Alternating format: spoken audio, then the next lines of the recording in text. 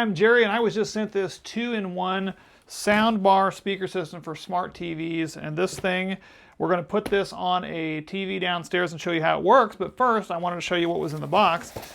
When you open this up, you have your instruction manual. It comes with a nice remote, as well as an optical cable and a 3.5mm audio jack, along with some mounting hardware. Now, this can be mounted on the wall or it can be put on a shelf. Because of its compact design, this will fit a lot of places that others will not.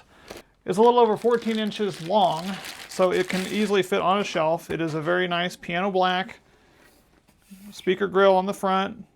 Does have the buttons on the end in case you don't have access to the remote. It's very easy to use there, as well as all the inputs for your power, the optical, your 3.5mm audio in there as well. So it does have a lot of easy things there.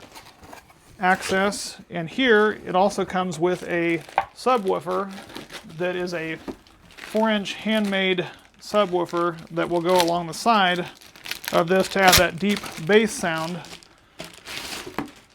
that is there. And so it again comes there along with the ability to plug this into that sound bar and the power cable that plugs into a standard 110 US outlet. We're down here, we're getting ready to install this on the TV. I've kind of got the TV pulled out.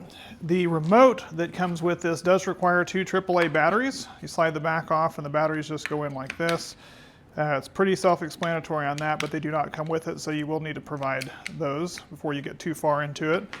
What we're going to do is you're going to have an access to a plug, a standard 110 plug. You're going to have one of those to be able to plug this into, which we're going to be taking the sound bar, and for our intents and purposes today, I'm just going to be setting it right here. It will mount on the wall because it does come with that mounting hardware, but you're going to insert the power supply in where it says DC in. We're going to do that there, and this is going to plug into the wall.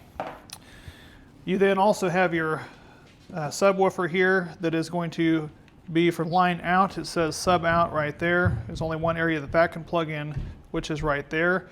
This is not powered. It is just simply powered off of this line. And then you've got the 2 that need to run to the television, either the aux in, which is the 3.5mm one, or if you do have the ability for the optical cable that's provided here, which is what I'm going to be using. You're going to go ahead and use the optical cable. It's a better connection than the 3.5.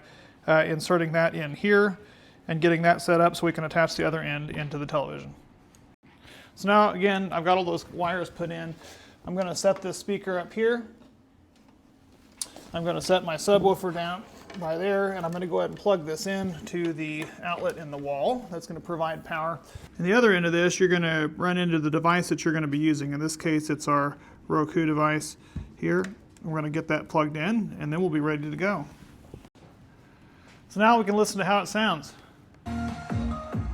It's got some real deep bass, a lot of mid-range and high-end tones. But you can hear the quality of the sound on this. It does a really great job.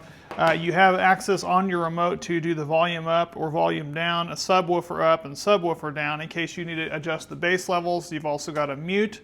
And then it gives you several quick access buttons for movies, news, and music in case you had a preset level there, or a Bluetooth button. This is a really compact design, can easily be mounted. Setup was a really easy setup, and I'm liking the fact that it's not actually a powered subwoofer and it still has really good sound so that you only have to have the one plug, which is a really nice feature.